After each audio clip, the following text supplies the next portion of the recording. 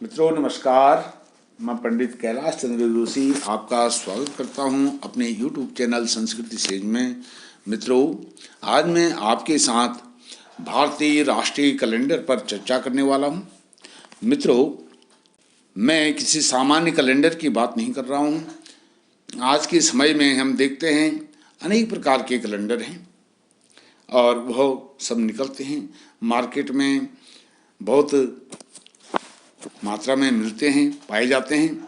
लेकिन मित्रों, मैं एक ऐसे राष्ट्रीय सनातनी कैलेंडर की बात कर रहा हूँ। वह कैलेंडर जब हमारा देश 1947 में आज़ाद हुआ तो उसके बाद एक विद्वानों में चर्चा हुई कि भाई हमारे देश ने सब कुछ अपना चुन लिया है, हमारा राष्ट्रीय ध्वज झंडा हमने अपना लिया है, राष्ट्रगान अपना लिया है, राष्ट्रगीत अपना लिया है, राष्ट्रीय पक्षी, राष्ट्रीय पशु, सब कुछ हमने अपना लिया है। लेकिन हमारा कोई एक राष्ट्रीय कैलेंडर क्यों नहीं होना चाहिए?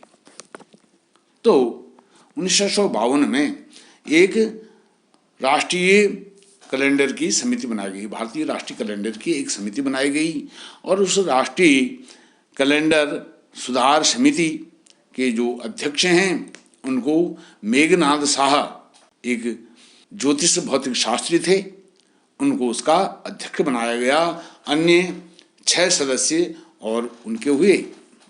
जो अन्य 6 सदस्य हैं मेघनाद शाह के साथ, वो थे डॉक्टर A.L. दफ्तरी, B.C. करंदीकर, गोरख प्रसाद, प्रोफेसर R.B. वैद्य, N.C. लहरी। तो मित्रों, जो मेघनाद शाह हैं यह बहुत बड़े विद्वान थे, भौतिक शास्त्री थे, भौतिक ज्योतिष शास्त्री थे और एस्ट्रोनॉमी और एस्ट्रोलॉजी के प्रकांड विद्वान थे, इनकी पकड़ थी। और जो N.C. लहरी, अंत में मैंने आपको बताया, ये पंचांग करता है। इनका नाम आज हम यत्र तत्र सर्वत्र जानते हैं, सुनते हैं। हर कोई सामान्य व्यक्ति भी N.C. लहरी के विषय में जानता है। इन्होंने ज्योतिष के उद्भव के लिए, उत्कल के लिए बहुत अच्छे उदाहरणीय महनीय कार्य किए हैं। तो यह एक समिति बनाई गई 1952 में और 1956 में इस समिति ने अपनी रिपोर्ट सरकार को दी। यह समिति सरकार द्वारा ही बनाई गई थी, सरकार को दी। तो उसमें सरकार को कहा गया, भाई 22 मार्च 1957 से हमारा राष्ट्रीय कैलेंडर यह लागू होगा। किस पर लागू होगा, किस आधार पर? शक संवत। शक संवत जो महाराज शालिवाहन हुए उनके शक संवत पर यह साके उस पर आधारित होगा। तो शक संवत पर आधारित होगा ऐसा तो कह दिया और यह एक प्रकार से लागू भी हो गया। सरकारी जो गजट है, जो सरकारी खानापूर्ति होती है, वहाँ तक तो यह लागू हो गया, लेकिन यह प्रत्येक सनातनी के घर तक नहीं पहुँचा। मेरा जो भाव है इस भारतीय राष्ट्रीय कैलेंडर का, यह भाव है कि यह सरकारी खानापूर्ति तक तो सीमित रहा। इसको RBI जो भारतीय रिजर्व बैंक है उसने भी अपनाया, जितने भी सरकारी तंत्र हैं सब ने इसको अपनाया न्यूनाधिक रूप में, किसी ने कम किसी ने ज़्यादा, लेकिन यह प्रचलन में नहीं आया। प्रचलन में यह तब आता जब आपके घर में, मेरे घर में, प्रत्येक सनातनी के घर में, प्रत्येक भारतीय के घर में यह कैलेंडर टंगा हुआ होता। और यह कैलेंडर कैसे टकता? इसको एक कैलेंडर के रूप में शक संवत की जो तारीख 22 मार्च वर्षारंभ इसमें दिखाया गया है, तब से यह लागू होता 22 मार्च।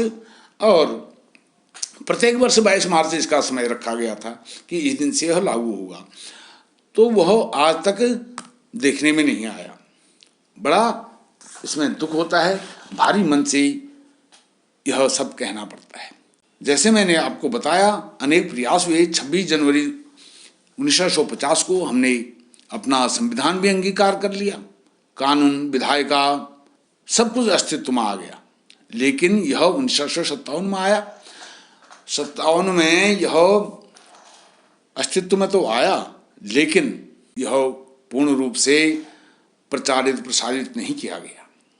यदि सरकार इसको छापती तो सरकार को एक रेवेन्यू भी मिलता, उसको मुद्रा धन की भी उसकी कमाई होती, एक स्रोत बढ़ता।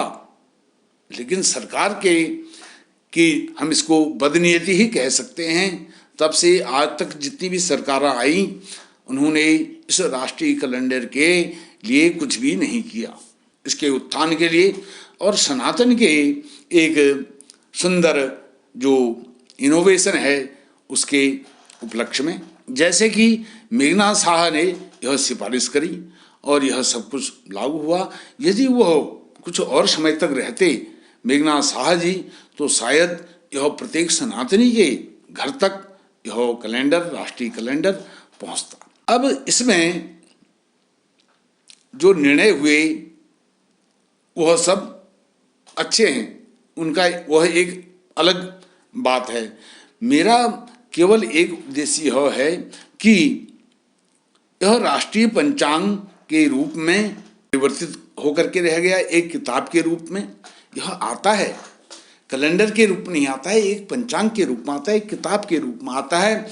आप भारतीय मौसम विज्ञान भवन है, मौसम भवन है लोधी रोड में, वहाँ मौसम भवन से इसको आप प्राप्त कर सकते हैं। और एक किताब नुमा है, पंचांग के नुमा में है, पंचांग की आकृति में है। लेकिन जो प्रत्येक हिंदुस्तानी के सनातनी के घर में एक कैलेंडर टकना चाहिए, वही चीज़ है उस किताब में भी। उसी का एक रूपांतरित एक रूप होता, एक कैलेंडर के रूप में होता और वह प्रत्येक सनातनी के घर में टंगा हुआ होता। मेरा आशय कहने का यह है, वह नहीं हुआ, केवल खाना पूर्ति मात्र हुआ। अब वो पंचांग तो है किताब के रूप में, उसको कोई जानता नहीं। बड़े बड़े ज्योतिषी हैं मेरे संपर्क में, वो भारतीय जो पंचांग है, राष्ट्रीय पंचांग है, उस नाम से निकलता है वो भारतीय राष्ट्रीय पंचांग। लेकिन भारतीय राष्ट्रीय कैलेंडर वो उसका रूपांतरित होना चाहिए। ठीक है, उसका हम आदर करते हैं, सम्मान करते हैं भारतीय राष्ट्रीय पंचांग का, लेकिन भारतीय राष्ट्रीय कैलेंडर भी उसके समानांतर में होना चाहिए था। अब इसमें इस समिति ने जो अपने सुझाव दिए, उनमें से सरकार ने कई अधिक सुझावों को मान भी लिया और बैंक और अन्य सरकारी कार्यों के लिए भारत की जनता राष्ट्रीय कैलेंडर की तिथियों को उपयोग में ला सकेगी, ऐसा भी इस कानून में निर्णय में मान्य हुआ। भारतीय रिजर्व बैंक ऑफ इंडिया ने भी इस तरह की उद्घोषणा की है। सवाल यह है कि कैलेंडर कहाँ है, लेकिन वो कैलेंडर आज तक हमको आपको देखने में नहीं मिला। प्रत्येक भारतीय के घर में वह टका हुआ होना चाहिए, जैसे मैं बार बार कहता हूँ, क्योंकि यह सनातन का विषय है। जब भारतीय राष्ट्रीय कैलेंडर भारतीय लोगों के घर में नहीं होगा तो यह बड़ा उपेक्षा का भाव, हमारा एक हीन भाव हमारे अंदर उत्पन्न होता है। यदि सरकार इस कैलेंडर को छपवाती तो उसी को आर्थिक लाभ होता, उसकी कीमत जो रखनी हो वो रखती। लेकिन आज तक शाह कमेटी की सिफारिशों को लागू नहीं किया गया, केवल यह कागजों तक ही सीमित रहा। यह भारतवर्ष वो सभी सनातनियों के लिए चिंता का विषय है। हमें अपने प्रतीकों पर गर्व होना चाहिए। जितने भी हमारे प्रतीक हैं, हमारे सनातन से संबंधित, हमारे इतिहास से संबंधित, हमारे महापुरुषों से संबंधित, उन सभी प्रतीकों का हमें गर्व है, होना भी चाहिए। लेकिन उनके लिए किसने क्या किया, क्या नहीं किया, इसकी भी हमें जानकारी होनी चाहिए। कौन क्या करता है, कौन क्या नहीं करता है।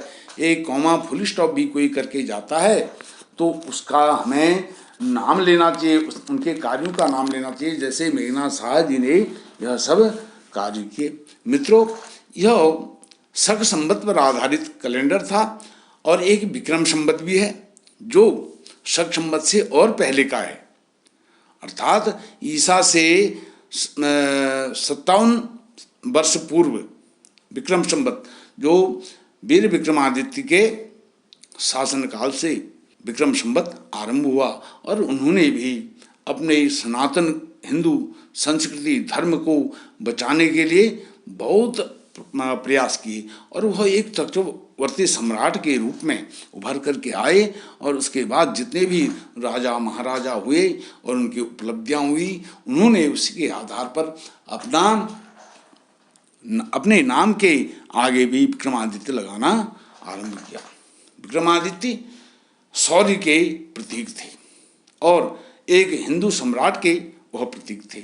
वह उज्जैन के सिंहासन पर विराजमान होकर के संपूर्ण विश्व में उनका आधिपत्य था।